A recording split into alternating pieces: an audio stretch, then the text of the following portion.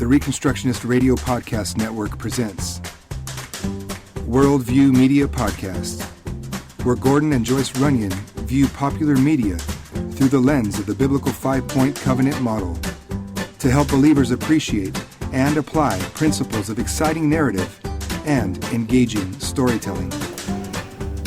All right, here we are coming to you live from a Department of Damage Control vault that we've been time locked into for the night. Oh no. Great. It's the Worldview Media Podcast. Dun, dun, dun. Special holiday edition. What? Where Holiday? yeah, it's Holiday. big time holiday. If you don't know what it is, we don't. No point in telling you. We don't know what it is. We don't know either. And we don't know either. Well, it's special because we've got the whole fam in here to do the podcast, and the reason is because we're doing Spiderman Homecoming, and it's unusual because that movie's actually still in the theaters. Relatively new. And we're podcasting about it. Uh-huh. So we all went as a family to watch this movie the other night. Yep. And we have some varied opinions It's true. about it. We have the correct opinion and the wrong opinion. Oh boy. So let me introduce my co-hosts for today. First and foremost, the wife of my youth, Mama Joyce. Hello. Yeah. Daddy Gordon. Don't call me that. That's ridiculous. That's terrible. What, is that ridiculous? Daddy Gordon? And then we have my oldest daughter, Carmen. Say hello. Hello. We have middle daughter, Jordan. Hello. And the baby of the group, Reagan. Hello. Hi. We all gotta say it together. Hello, in harmony. No. We did that on We don't James gotta Corden do and that. it didn't work. All right, so we're here to talk about Spider-Man Homecoming. The latest Marvel release. Yeah, and that's really the way to think about it. It's the latest Marvel release and not shouldn't be considered like connected to the other Spider-Man Yeah. releases. No. So this is the third Spider-Man In In less less than than- recently. In 20 years? Less than 20 years? 15? Well, 10? Like 8. I don't even know. not less than 10. First Spider-Man No, was it's 2000 and It's this is in my thesis. It's either 2008 or 9, I think. Oh no, that's way too. That's Yeah, it's got That's to way be too earlier late. than that. That was 'cause way early. Reagan was a it toddler. was like was 2001 or something. Was that first? 2002. 2002 was the first one. Now, I heard some opinions on the internet that Tobey Maguire was the horriblest Spider-Man You would ever. be right. Well, I don't. Do we have some opinions like that? I have some. Who thinks that Tobey Maguire was horrible Spider-Man? Not I. I don't. He's my least favorite Spider-Man. I'm sorry, Tobey Maguire, but he did a decent job. But comparing all of them to against each other, he's probably the one that did the least of it. That he's just a big crybaby. Disagree. Okay, so who thinks that Tobey Maguire is not the worst Spider-Man? Well, see, the thing is, I feel like Tobey Maguire was a really pretty decent Peter Parker. Peter Parker. There He it maybe is. wasn't the best Spider-Man, but he was a pretty good Peter Parker. Oh, okay. I see what you're saying. I would agree. Well, he's my favorite because that was the first one I saw. I think that's the first superhero movie I recall watching and like actually being kind of into and Right. kind of understanding the plot at the end. Yeah. Not while it was happening, but But you by- caught on by the eventually. end, I was on it and I knew it was happening and Yeah. he's just the, So you kind of yeah. grew up. He's your Spider-Man. He's my Spider-Man, yeah. You never forget your first You never Spider-Man. forget. All right. And Mom, I'm guessing you like Tobey Maguire the best out of all the Spider-Mans. Oh, you can't like Andrew Garfield the best. I may like No, don't Andrew. say I that. like Do Andrew it. Garfield Oh. more Andrew. than Tobey Maguire. You know, I think they each bring something different to the character. No. Like non-characteristic traits. Way too cool hair. And like what he was all stuttering crazy in that first movie. Have you seen that? Like He was a little nervous. but like just talking. He'd be having a conversation and he'd say the same word over and over and over again. I was thinking, do you want that? Oh, Is this that okay? never happened? I was gonna say Not that's to Peter funny Parker. hearing from you. That was Garfield Yeah. that did It was that. crazy. That doesn't stick out in my mind to think No. about him. I was sad that they cut the series short. I think they should I have wasn't. gone on and. I'm glad with That the second reboot. movie was Actually, it's no good. Nope. The I second liked, movie had all the same problems as the third Tobey Maguire movie, But it was a except for better the emo Spider-Man. dancing. It's a better Spider-Man. But that dancing was something. But it was at least a laugh. That's- It was at least a good time. You can. That's poor writing. If you have to put in your main character doing a stupid dance to get laughter. But see, the thing is, it's like that's not him being cool. That's like dorky Peter Parker doing what he thinks is cool, yeah. and that's funny. That's Now, lame. that being said, me saying that, you know, Tobey Maguire was my favorite, and I really didn't like Andrew Garfield's portrayal, I guess you'd say. But Tom Holland did a really good job, and I think that he is probably now my new favorite Spider-Man because he does have that. He's not it's super cool. Like he's a dork. got some dorky, nerdy tendencies. You know, he's Yeah. a Yeah, bit of a little, right.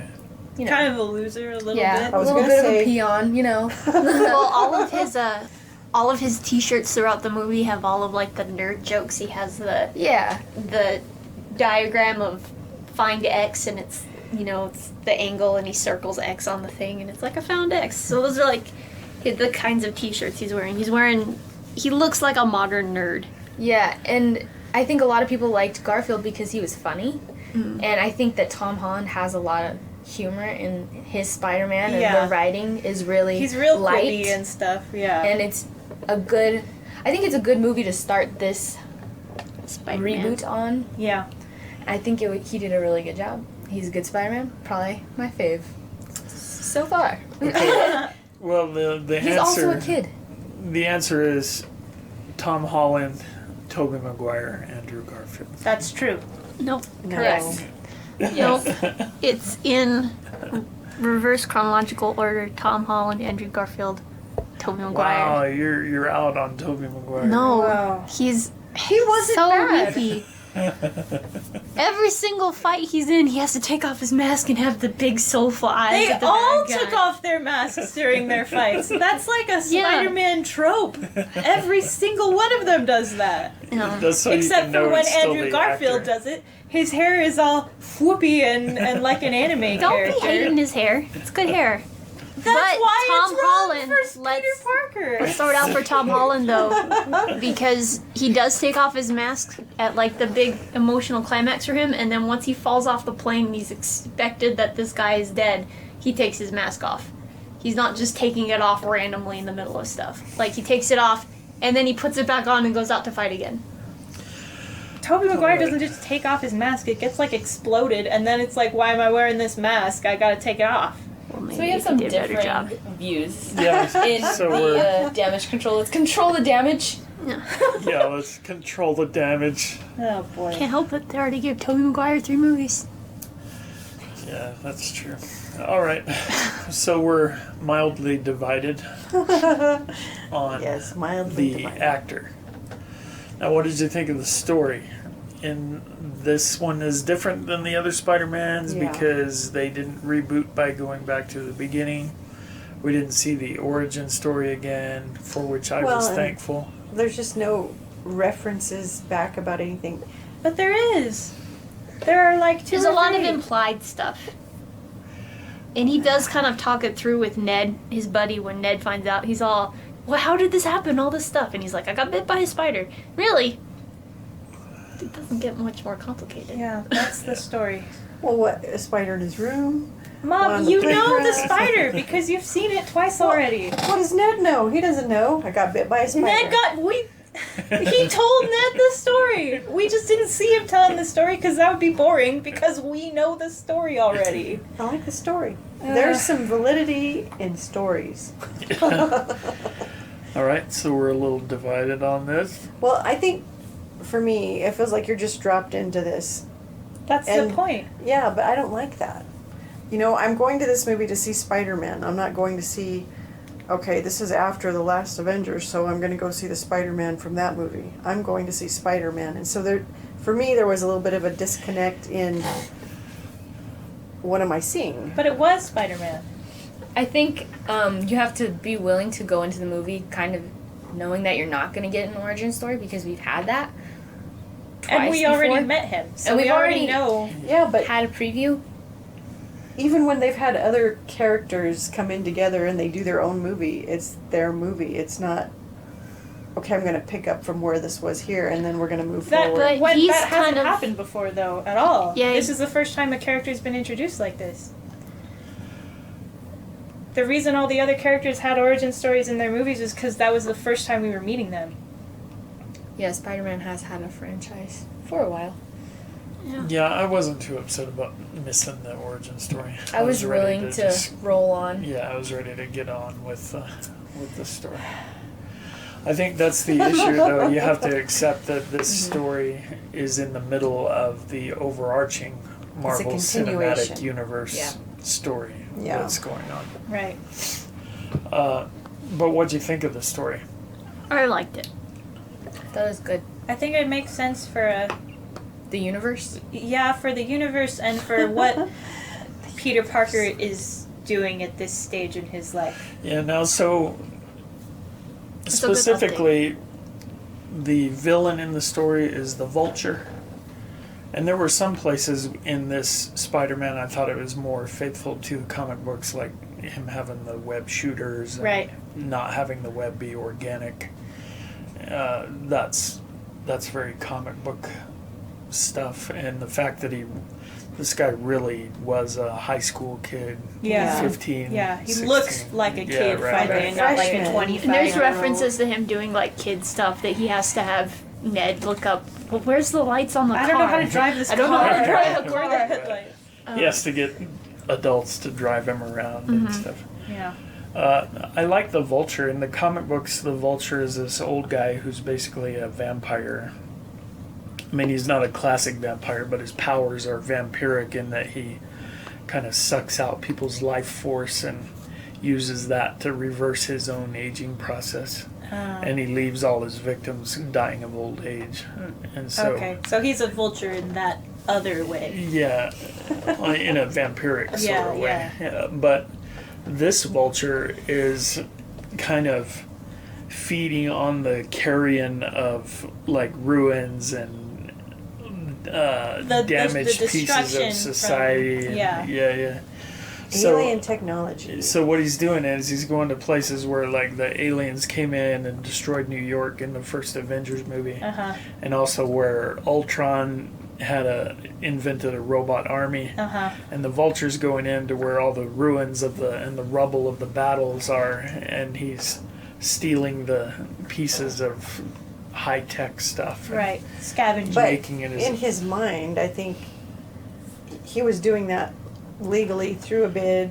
He had the a bid, legal scavenging service. Yes. Yeah. and then they came in and shut him down and said, "No, you can't do this anymore." And we're Federal gonna government violated his contract. That's it. That's it exactly. And so Yeah. then he's going and he's taking what he figured So he's should have been basically his to the begin with. hero of this. Well, In a it's way. really interesting, I think, because you do at some points kind of, you're not like rooting for him like go Vulture, Right. but you're Right. like sort of on his side at points. Where Well, you're his like, motivation makes sense. Yeah.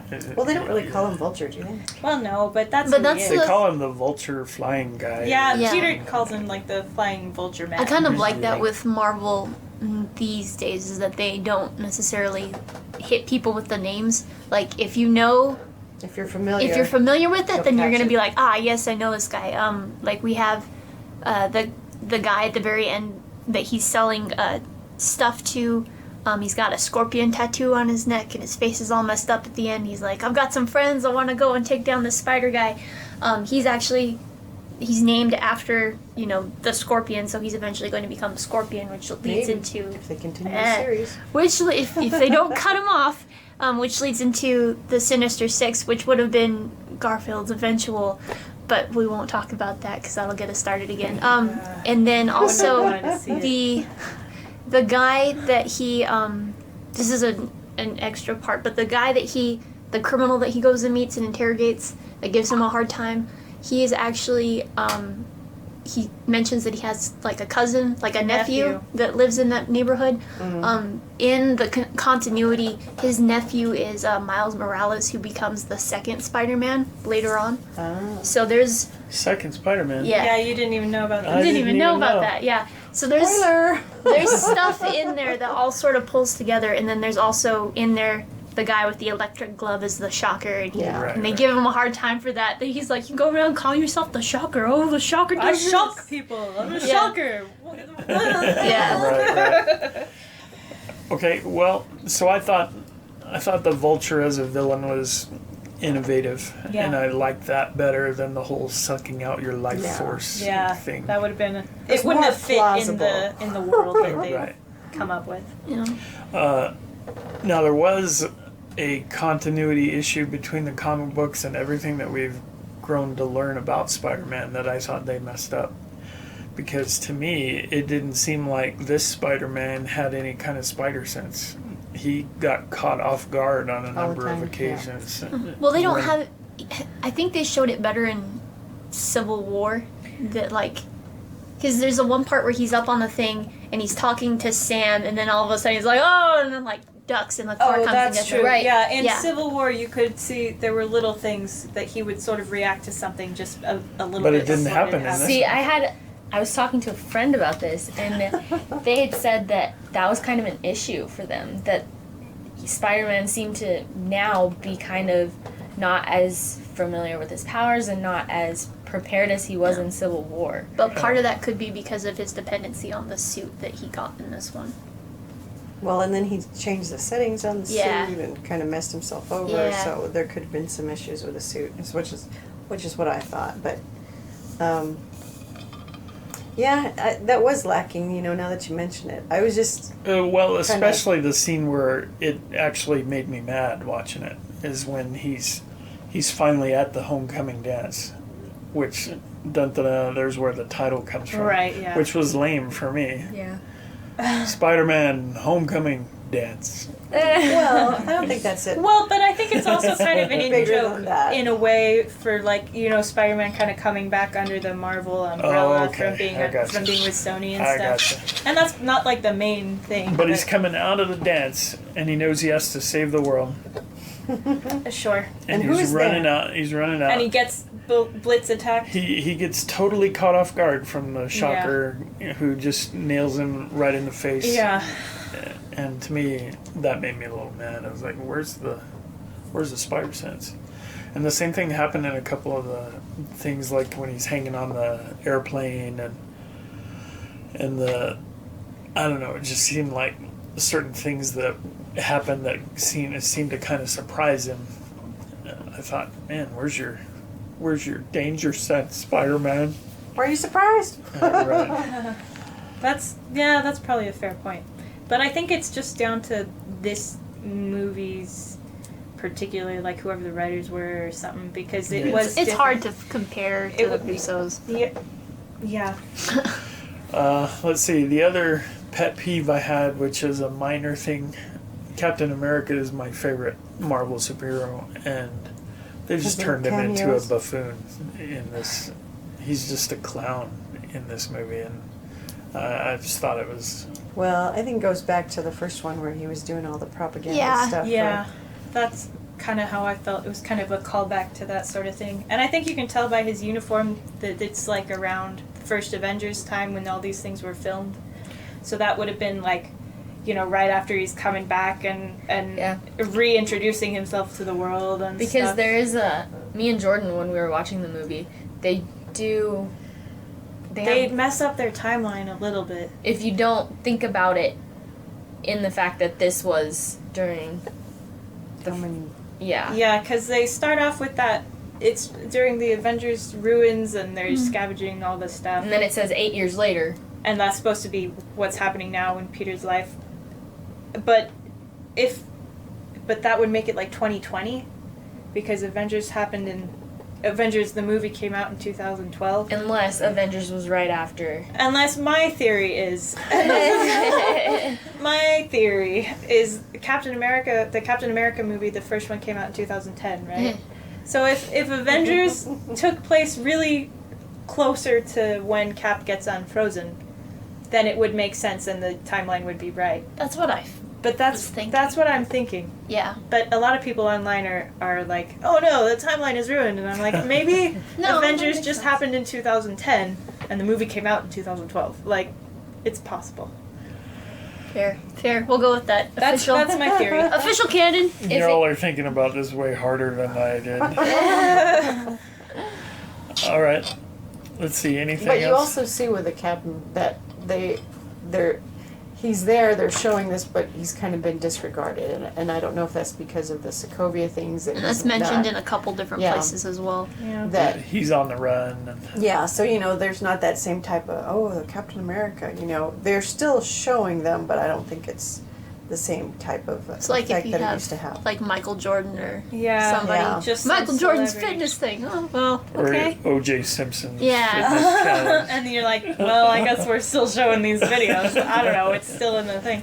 We still gotta show it. They haven't filmed a new one yet. Although, to be honest, if I lived in a universe where Captain America was real and I went to like a public high school and stuff, I would be down for watching informational videos that he started and like, okay, that's fine with me. I'm wondering why they wouldn't have him do it. Like, what, can't they get like Captain America or something to come do this? I mean, Yeah. come on. Yeah.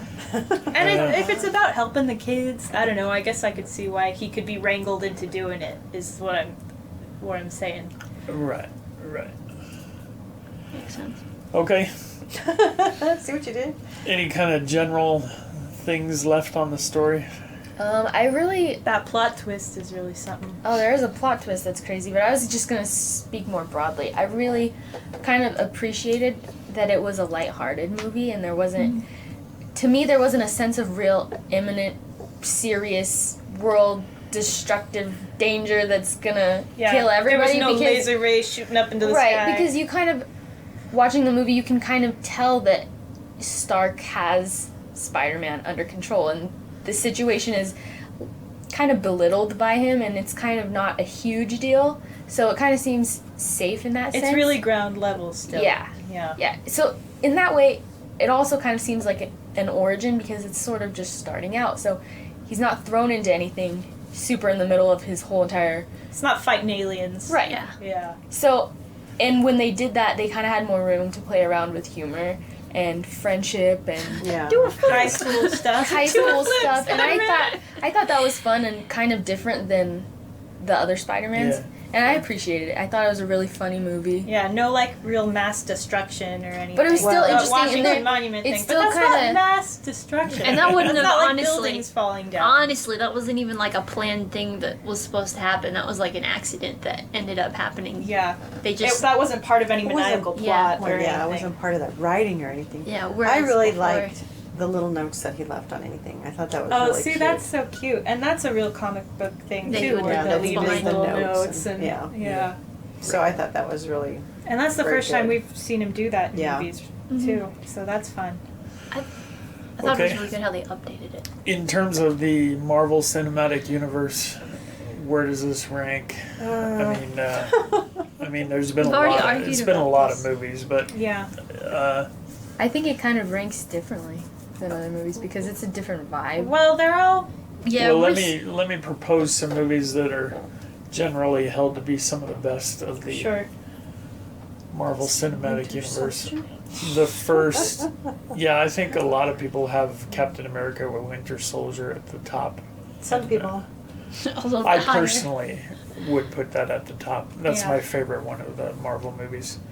But Somebody else would too. It's a good one. so, But then there's other movies like the Avengers. The first Avengers is considered to be way up there, and Sure. the first Iron Man. Oh yeah, that's and good. That's real good. So, does this movie vault up into that tier, or does it fall in second tier things like? Ant-Man. No, like maybe. Well, maybe, or like the first Captain America and Ant-Man and Civil War. Those are kind of second tier things.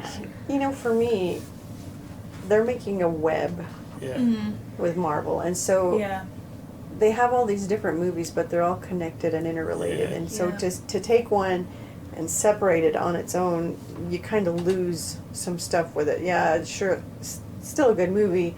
You want to see it, but it's the universe that they're making. Yeah. It's that, they've got all these characters, and that they're doing it so well is the other thing. Yeah, but some of them are still Bad. stinkers. Yeah. You know, the Both second those Thor Thor movies are not movie great. was, yeah. The I Hulk don't like movie those. Yeah, Hulk. is not great. I thought both the second and third Iron Man were Yeah, not pretty bad. great. That Well, was good. and I agree with Mom in it, is that the direction, like, yes, you can compare movie to movie, but also to kind of look at how they approach it. I mean, because you can do that with comic series and say, well, this Captain America versus this Captain America versus this Captain America, Yeah.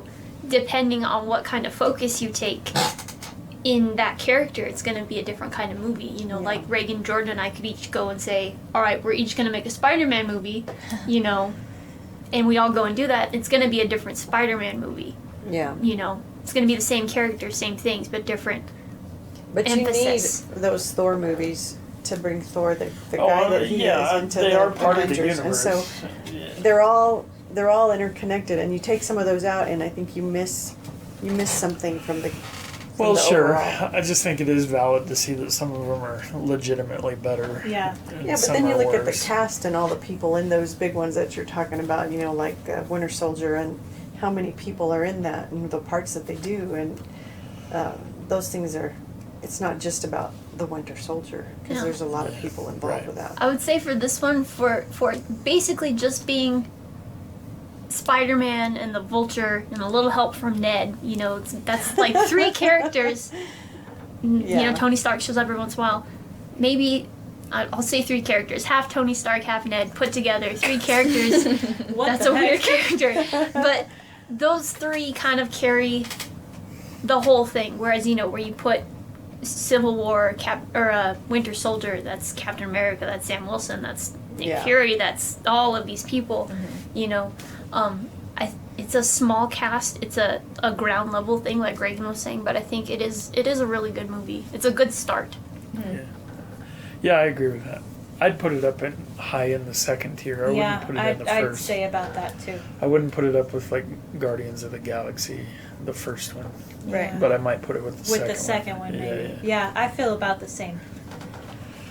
All right. Well, let's take our break, and when we come back, we'll focus on more worldview issues and what are some of the themes being preached in Spider-Man Homecoming. The Reconstructionist Radio Podcast Network brings to you a complete lineup of podcasts where you will hear practical and tactical theology. Our desire is not simply that you consume our shows, but that you also live out your faith in every area of life. We can talk all day long about these things, but if we fail to put them into practice, then we fail as ambassadors of Jesus Christ, our King. Subscribe now to your favorite Reconstructionist Radio Podcast Network shows, or you can subscribe to the Reconstructionist Radio Master Feed, where all of the content we produce, including the audiobooks and audio articles, will pop up as soon as they are available. And don't forget to visit reconstructionistradio.com to volunteer as a narrator or to partner with this ministry financially. May the Holy Spirit stir you into action for Christ and His kingdom.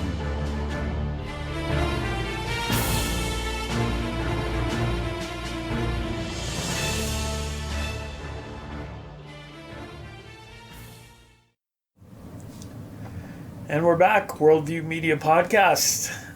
the most frivolous podcast on the Reconstructionist Radio Network. On that, yeah. Yeah. In our world. I was going to say, now hold on, but when you say that network, I'm like, perhaps. Heard some more frivolous things. We have a niche. We stay in our lane. The slow lane. But it's our lane. I'm trying to drive in the fast lane. Sometimes it's a carpool lane, but that's where we are. Some bicycle. But still proud to be on the Reconstructionist Radio Yeah, Network. definitely. Your one-stop shop for all your dominionizing needs. Oh There boy. you go. Got it in there. Got it in there. Check it off. And we're talking about Spider-Man Homecoming. We want to talk about more worldview or thematic issues. We want to talk about things like moral crisis that are experienced by characters, or ethical dilemmas maybe, or what's the system of ethics, just stuff like that. What is Spider-Man Homecoming preaching? Themes, morals, meanings. Well, while you were saying it, the moral crisis, I don't think Peter Parker ever had a moral crisis in this thing. Like, just thinking back on it, he didn't ever have this big moment of like, oh, I can't handle being Spider-Man. I can't, my love versus this, or this versus this. That was never something that really showed up for him. It wasn't I can't do this. It was more of a thing as like, I want to do all of it, And I don't think that's necessarily a moral crisis. You know what I'm saying? That he wanted to be Captain America right away. And it's like, you can't be Captain America because you're Spider-Man. You had to start off at the bottom. Maybe the big one would be what the Vulture was trying to talk to him about. Like, that like the big man is always taking all our stuff and we have to scrimp and save off his scraps. But even then, Peter hadn't ever said that, though. Whenever the Vulture was talking about, whenever Peter was getting onto the Vulture about, like, you're stealing this stuff and you're selling it to villains. Bad guys. And then the Vulture flips it around and says, About isn't Stark. the guy you're working for, didn't he do the same thing? This is how he got rich? Yeah. Yeah. Vulture was good at that. That was savage. Michael Keaton. Keaton. Keaton. Keeping it real. Keaton it real. Well, I did think Put it on a t-shirt. I did think that Spider-Man had a bit of a moral crisis, and it was in was he going to obey the father figure in his life, That's true. or is he going to do what he thinks needs to be done Right.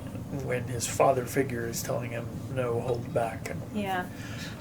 But with a father figure like Tony Stark, yeah, he's not the best father figure in the he world. tries. Right.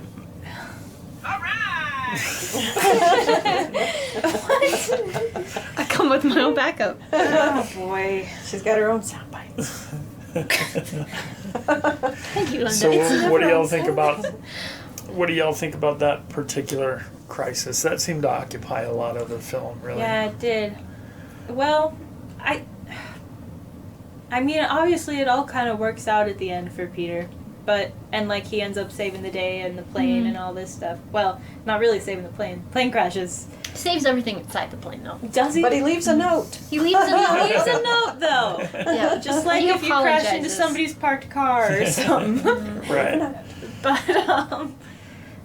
I feel like I don't know. And then I don't know how legitimate Stark's authority over Peter sort of is either. Like, okay, he made him this cool suit and stuff, but Yeah.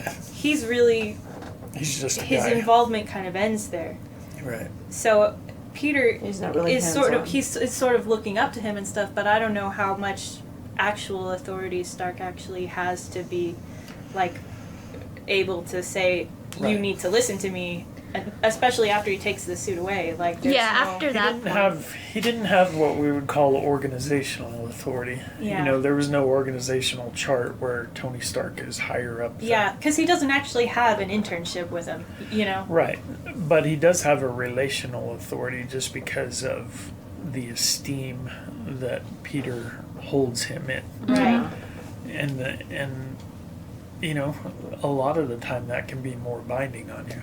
Yeah. And I don't feel like he rebelled against the advice that Stark was giving him just because he was a rebel. Right. He was trying to do what he thought was the right thing, and I think there, you know, we see montage type of scenes where we see that Peter's actually spending a lot of time yeah, in the limits that Stark put on him, and yeah, even though he doesn't like it, and saving all a that. bike and giving somebody directions. Right. And And yeah. I almost kind of feel like that relational authority that Stark had, Peter gave it to him through what we might call hero worship. Sure. And I really felt like the arc on that story then, as the movie progressed, is that Peter kind of matured a little bit in that. Yeah, he didn't need all of that recognition and approval. Right, and he stuff. began to see Tony Stark and even the rest of the Avengers in more of a realistic Right. light, began to see that maybe they don't deserve his... Yeah. They're good guys. But they are just guys. Yeah, but they are just men, and so I felt like there was some growth there in the character, realizing that he didn't have to aspire to this kind of unrealistic Yeah. thing. Especially at the end there when he turns down the Avengers offer Right. and stuff, and that's Tony kind of feels like that was a really mature thing for him to do and stuff, and I think that proves a lot of what you were saying, that he's gone through this change in how he views who he is and who these other guys are and who he's trying to... Yeah, well, let me ask this then. Why did he turn down the Avengers offer to be an Avenger? Somebody? Anybody? I think... Well, go ahead. I'm still organizing my thought. Go ahead. Well, I think I think it's possible that he had just realized that he maybe wasn't quite ready Yeah. for all the responsibility that would bring to him and stuff. Yeah. Like that was what he was wanting this whole time, but I think once it got to that, after everything he'd been through, once it got to that point, he just maybe was able to take a step back and be like, I am maybe not quite ready as I thought I was to accept this place. You got caught up in the rock star sort of ness of being. Yeah. So Well, would it be for right? me, and I think that's really what the homecoming thing is about. You know, that he's saying, you know, I want to be the local Spider-Man. Like I need to grow. Friendly That, you know, neighborhood Spider-Man. that's where I need to be right now. And so there was some of that.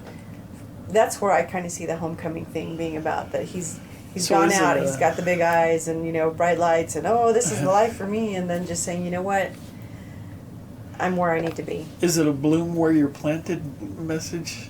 Is that what that was? Maybe. Or Maybe was it's it- being patient. Right. Maybe it's having some Patience. perseverance Yeah. and doing the hard thing, being diligent and doing the same thing and getting better because you're doing the same Yeah, thing. and- doing the little drudgy stuff that you He's have willing to do. at the end, he's more willing to trust the process. It's a different kind of responsibility than I think he was looking Thinking that he for. wanted, yeah, yeah. that he wanted more You know what? responsibility. We never heard that line. Yeah. The whole thing. Yeah, I know that's probably copyrighted, but that he That wanted Spider-Man though? he wanted more responsibility in the sense of like more, but then it's like I need to be responsible where I am first, and then kind of step myself up. That reminded me a little bit of like Lord of the Rings, where Frodo's first inclination at the very beginning of the whole thing is that he can't stand the boring place where he is, and Right. and he thinks that he's thirsty for adventure, Uh-huh. and it's, you know, 3 days later he's like, what in the world was I thinking? This is not the adventure I had in mind. Right.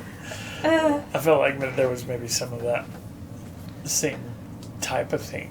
right. And you know, I'm the only guy sitting here, but I almost feel like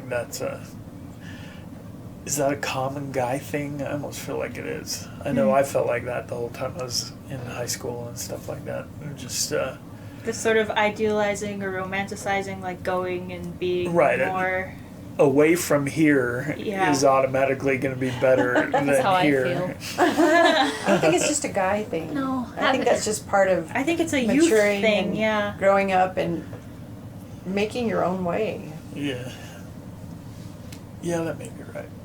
I think you know, see it being in like independent. media a lot more with guys, though. Sometimes you get a Disney princess singing about wanting more than. Oh, right. But, like, Moana was like that. But Yeah. I think I feel like you're right that it's shown a lot in guys on screens and stuff in media. I feel like that's true.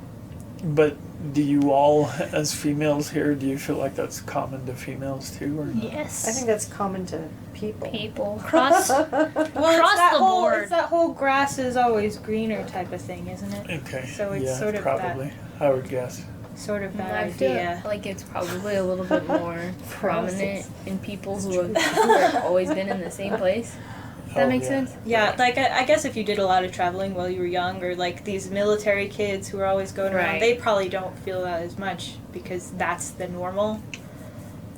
So, I don't know. Oh, yeah. But even then, I think it is kind of a thing about growing up and maturing because, you know, you're not made to be in your parents' house forever. Sure. Yeah. And when you grow up and you mature, you start thinking about these things, and even if you're not really sure of what you're gonna do, you're still thinking, man, I gotta get out of here. It's establishing yourself as an individual, Right. Yeah. Yeah. you know. And I Having- think that's normal. Yeah, for having everybody. gone and come back and gone and come back again, I'm like, man, I gotta go. Like, and that's nothing. It's nothing against being here, being home, being with my family. It's just that, like, it's like you're saying, is that I need to be out doing my thing because that's what I'm supposed to be doing right now. I'm not supposed to be at home still. Right, right.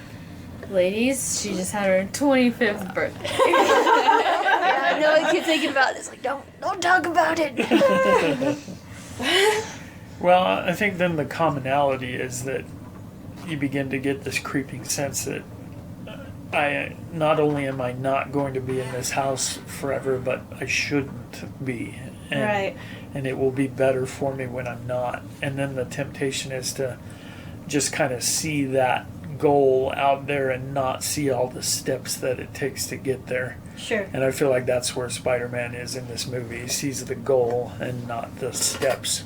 And isn't that a regular guy thing? That's it. For me, Not- it's a not total having guy directions? thing. Yeah, Not having the steps in between here and there. I I'm got here, the I got want the there. direction. I know where I want to go. I just don't. I have no idea how to get there a lot of the time. And so, I feel like that's where Spider-Man is kind of a little bit. He knows he's got a general direction, but then at the end of the movie, like I say, I feel like he's at peace with the process and Well, willing to go it's through that. being content where you are, because that's where you need to be. And I think that's a hard thing. Yeah, yeah. for And sure. realizing you need to grow a little bit more. Right. And I also kind of wondered as he turns down the suit right at the end, he turns down the position as an Avenger. Was it about Aunt May and Ned, or was that the reason, or part of the reason, or what? Is that part of the homecoming? He decided he needed to stay at home for a while. Well, you know, or- he is still a kid. Yeah, he's, Yeah, Yeah. he's like a still a sophomore in teen. high school. Yeah. I thought he was a Right. freshman. He's 15. I thought it was like a single schoolhouse still from K to 12, and he was Yeah, maybe that's like middle freshman, school. right? yeah, Well, 14 or 15, that's about a freshman. Yeah. Depending on when his birthday is. Right. Who knows? freshman But you year. get a permit.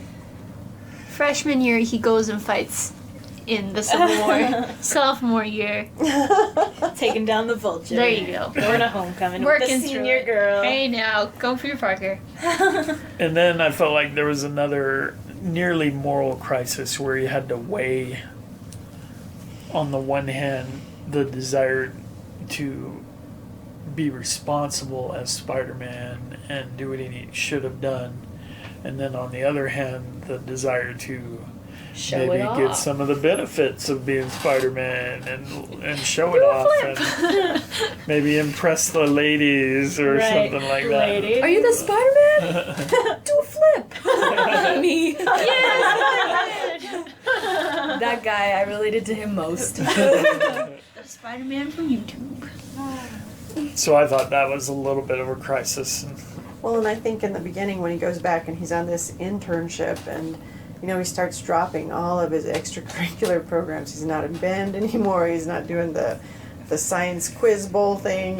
He's not doing anything because I could be called at any moment. And I think that's a hard way to live, that, I'm not doing anything, but here I am waiting for anything at the moment that I can go and do this. And and I think that was a real big dilemma for him. And maybe that goes back to the end that, hey, I'm a kid, I got a life, I need to be doing these things instead of, waiting for the siren to buzz and I'm taking off somewhere. Yeah. And then it's been mentioned, but the motivation for the Vulture, I felt like there's a little bit of a moral issue there to deal with. That it's not okay to be a bad guy for the sake of doing good for your family. Right. And you can't be a villain just because it brings in the cash. And, and he was kind of trying to justify it. It's for the kids, Yeah, I got a family to take care of. Which is how, by the way, our government justifies everything, right? It's for the kids. It's for the kids, for the families. Chiefs for the orphans. The orphans, Chiefs. All right. Anything else on this? Major themes? Major messages? Mostly it was just a good old summer action adventure. Yeah. Fun little flick. So, Fun. I don't know, I think maybe if I see it again, maybe I'll like it a little bit more. But I went in, the girls came back because this was their second time. They're like, oh, this is the best movie in the world. Oh, we said he was the best Spider-Man. Well, but you all were raving about the movie, and it makes perfect sense, and it's wonderful, and oh, you'll love it. And I went, and I was just like, wait. But see, I wasn't like that because it was my first time watching it too, and I actually was like, wow. But did you hear them talk about, oh, it's perfect? Yeah, we were telling her the whole time, like, oh, Yeah. you're gonna really love this Yeah, Spider-Man. it's gonna be your stuff. favorite. Yeah. And it was. You're right. You're so easily swayed. You know what? I am. Just why don't you do this? Okay. That's good. Another story thing just before we finish. I don't know that this will set off a huge argument or anything, but Uh-oh. Get ready. I'm gonna go off. but I don't want Iron Man messing with Spider-Man's costume. I don't want him turning Spider-Man's costume into just another version of Iron Man tech. I just want him to be Spider-Man. I can see that. I can definitely see that argument. It doesn't so much bother me because it makes sense because that's Tony Stark. Oh, well, yeah, Well, it's and in the technology story. now. Yeah. Tony Stark has Right. made literally half of the Avengers costumes, and for the rest of them, he has had something to do. Contributed. Yeah, he's contributed in some The way, shield, except for maybe But I think Black Panther and the Guardians of the Galaxy, because the Guardians of the Galaxy Are are too away far in away. space. Yeah. But I think that maybe we're gonna rein it in from that because we kind of got a taste of that. But I feel like, Spider-Man himself was came back to just being him. Yeah, that's So- true. Maybe we'll ease into it a little bit more. I don't know. It doesn't super bother me, but I can see why it is a little bit bothersome. Yeah, because then the tech becomes part of Spider-Man's powers, and Yeah, I'm not a that's fan of just that. hard to deal with. But that's the age we live in of Yeah. technology. Yeah, but it's you know? destroying everything. Not Spider-Man. I was reading, and I got this on the internet, so I'm not sure if this is right or not, but I read somebody saying that what DC Comics has done is made Batman's suit as techie and as armory as Iron Man's armor. Yeah. Well, the whole thing about Batman was that he didn't have any superpowers, Yeah. and that the only That's reason not a superpower. well, Money. but the only There's a superpower. I enjoyed the fact that Batman's only advantage was that he outworked everybody around him. Yeah. He was just going to work harder, and that was why he would win. Well, that's how he got the suit. And now he's got this suit that gives him all these superpowers. And Yeah, To me, it's that- kind of lame. that is lame. All right, that's another podcast, though. Well, That's the main one. I can say stuff about Batman, but I'm not going to. Yeah, We're not let's going to talk save about that. Batman. But comic verse wise, everybody has made Spider-Man a suit. I mean, like, everybody. Like, Iron Man has made him a suit. S.H.I.E.L.D. has probably made him a suit. I'm not for sure about that. The Fantastic Says a statement The that is Fantastic totally Four have made him a suit. I think he's got one from the X-Men as well. Like, he's got a suit from just about everywhere. So it's not a huge thing for me. Iron Man does make him a suit in Civil War, the comic series, which is actually the one that we kind of see more at the end of Spider-Man Homecoming, which is the Iron Spider. But for me, it's not a huge thing. It's got a lot of clothes. Well, I'm a fuddy-duddy. I like it old school. I do like Karen. I think she was funny. Daddy, The little Daddy. voice in the suit. Karen. Oh, I yeah, thought it was right. fun. Added a I thought lot. it was fun having him talk to her, but The second time through, I was like listening to them talk, and I was like, man. does Did Karen they- have a does did Karen they have a just- crush on Spider-Man? Well, no, it wasn't that. It was like, did Tom Holland actually say anything in these scenes, or was he just like went through and re-recorded everything in a booth? Because half the movie you can't see that boy's mouth at all. He's just talking inside of his mask. Well, who knows? Alrighty, we should end this. We'll wrap it up here from the Worldview Media Podcast, special holiday edition. Woo! And thank you all for joining us. Yeah, thank you all for joining us. Special guest hosts. That's me. You're All right. special. We'll see y'all. God bless y'all out there. Thanks for listening. Bye. Bye. Thank you for listening to the Worldview Media Podcast. Please visit reconstructionistradio.com to check out the other podcasts in our network and to download our free audiobooks.